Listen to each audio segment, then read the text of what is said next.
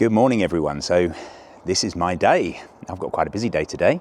I'm I've just turned up to this rather splendid looking house, which is one of my longest standing clients, who's actually going to double up as my cameraman for today, which is very good. We're off to go and see one of their sites near Kirkby Stephen, which there's only one left remaining on there. So we're going to do a bit of a video today, do a bit of a tour, get a bit of an understanding as to what it provides. And then after that, I am in the Lage Valley, looking at a really nice house, some land, and then potentially taking some clients to see the Grand Designs house on the hill. So lots to do. So without further ado, I think we should probably meet our cameraman for today. So as promised, a guest cameraman for today. My first introduction to Neil Lage, the Managing Director of Stoneswood Homes. Good morning. Mate, how you doing? Yeah, very good. It's very early, isn't it? Yeah, nice day. It's probably a little earlier than I'm used to, but we're winging our way now to a place called Brosby. Now, Brosby is a little bit, just a few miles away from Kirkby Stephen. Really lovely location, really pretty, and there's only one remaining left on the site. So we're going there just to have a little look, and on a day like today, where else should we be in the world? So Neil and I have worked together for 7 years, maybe? Yeah, maybe 8 coming up. Yeah, 2016, right? It's been a long time, and I've watched. Both of us have managed to grow our businesses at a similar sort of rate. But now I think he's definitely surpassing me with all of the amazing development sites that have got coming. So you've just finished Hackthorpe. Yeah, Hackthorpe. You got the last one away, didn't you, last week? Thankfully, that's very good. It's nice to get that finished, and the guys are just about to come off site, so perfect timing. And then you've got Stockbridge and Tyrrell coming up. Tell us a little bit about it. Yeah, so I think you said in your last video that we've been in the offing for 5 years now. Yeah, it's been an emotional roller coaster, to be honest, but we're finally on site. Yeah, lots going on. 20,000 tonnes of topsoil and rock had to be broken out. It's been quite difficult, but we've sort of made levels now, so we're cracking on. We've only just released the first small phase, haven't we, of the smaller houses. Yeah, there's some and they seem to be doing quite well so far.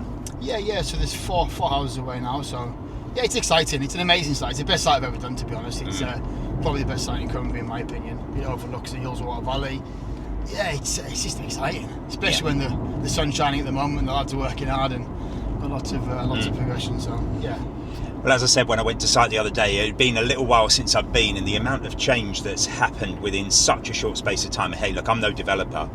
Clearly that's your department, not mine. I just sell stuff, but holy moly, it was absolutely gobsmacking to see from a few weeks from being a big lump of mud and everything else to giant machines going around. It was a bit like every bloke's dream, with massive machinery and diggers everywhere and excavators, and then piles of stone in preparation. And then I go away for a few weeks, and then you bloody built half of the things that are there.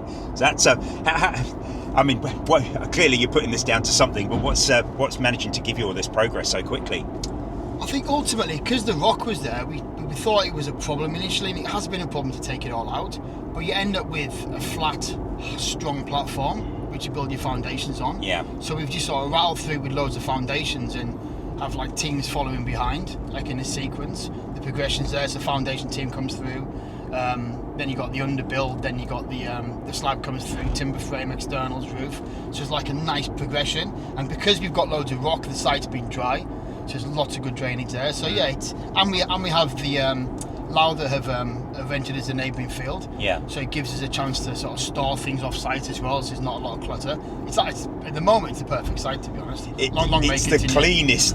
It's the cleanest, most organised. Never had to reverse into a parking space before site, but hey, if that's what it is to be able to make it the best site around, then it's amazing. The other thing that I found is that I've worked with you for so long now. I've got to know so many of your team. And your team are excellent. I mean, from your senior management team all the way through to the subcontractors and the people that you have working for you full time. They're a great bunch, and also incredibly fastidious. I mean, I'm going to give a shout out to Ian in this and to Liam, because both of you, I've got to know you for a while now, and consummate professionals, I think is probably the best word to say. Yeah, the great guys. I mean, I came back and started this process again about 10 years ago, and you know, you start and you sort of work through loads of different people, trying to find the right team, looking after the good ones and getting rid of the bad ones. And it's been quite a long road, actually.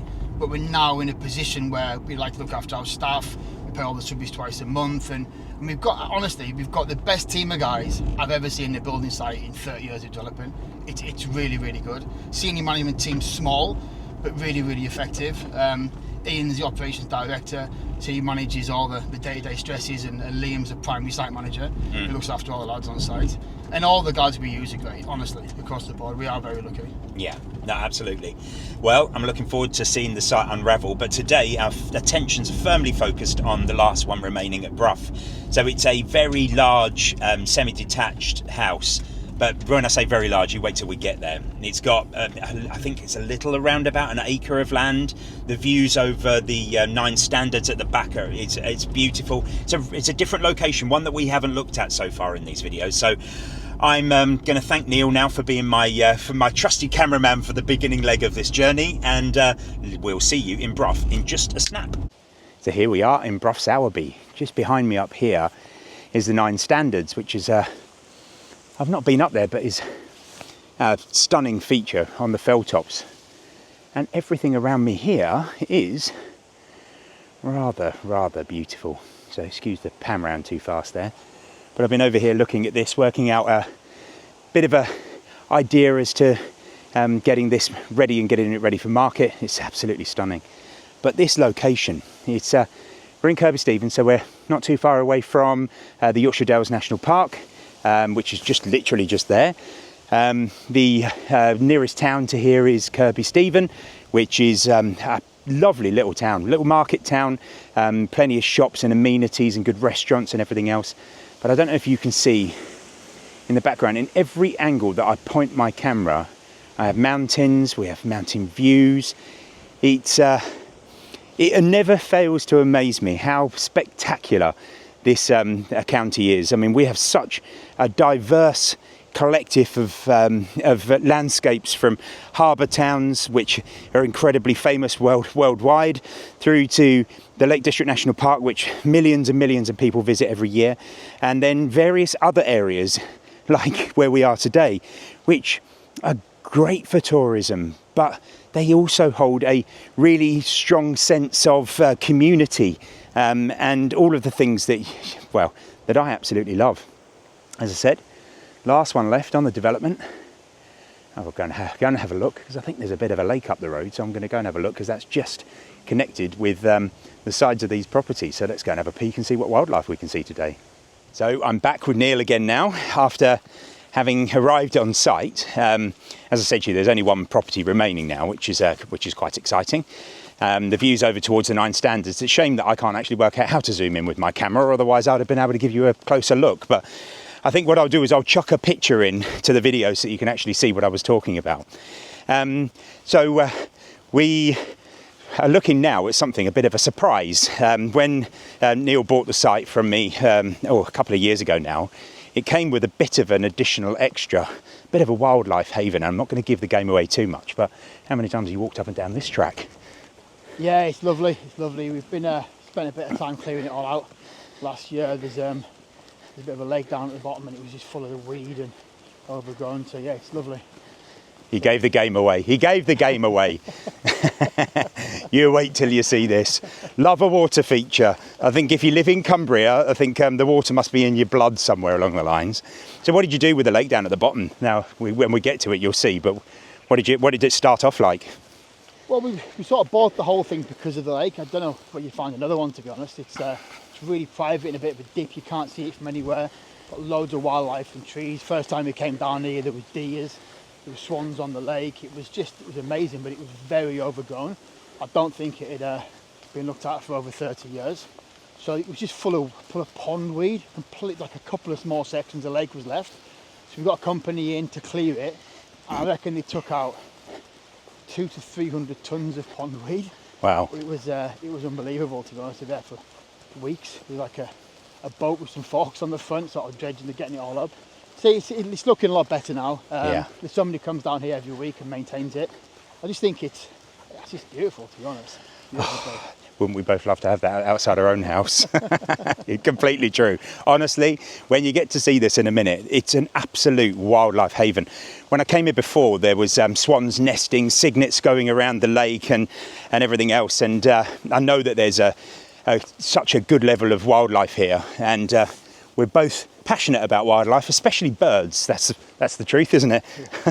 Bit of an ornithologist club going on here. So, right, without further ado, I think we're about another 5 minutes or so walk away from the lake, and we'll give you a bit of a view when we get there in a minute. As we come around these trees, this is the first glimpse of this rather lovely... Oh, look, and there's the swans.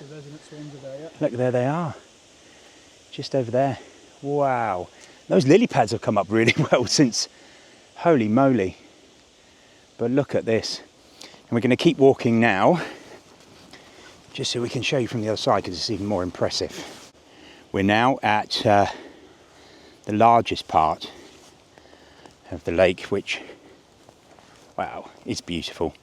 I've used in a couple of my videos recently the word quintessentially English, and it really, really is.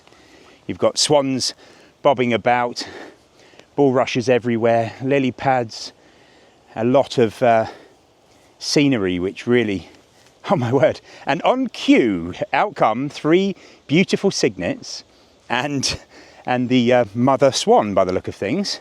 Oh, and the father as well. So a whole family network have come out to be in this video for you. Well, there we go. It's like somebody was ushering them from around the corner for us. And there we go. Now that is as beautiful as you can ever get. And let's hope that they get nice and close so we can get a proper look. But they are stunning. Wow. How lucky are we?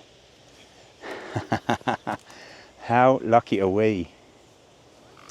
Look at you guys. Look at you guys. That is so lovely.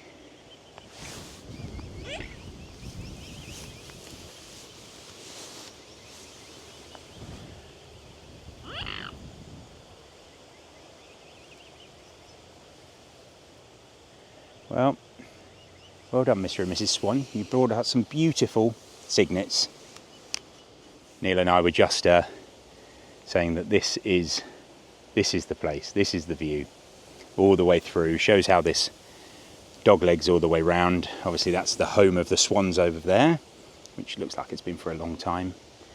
And then you peep past this lovely tree bowing over the lake, and you've got mountain views in every direction. It's a good day to be alive. It really is a good day to be alive. Now, this for me is the final part of my visit. There's going to be a whole load of other things that you're going to see Neil on camera from time to time. But for today, I'm going to say goodbye from Brosby, and I will see you on the next video.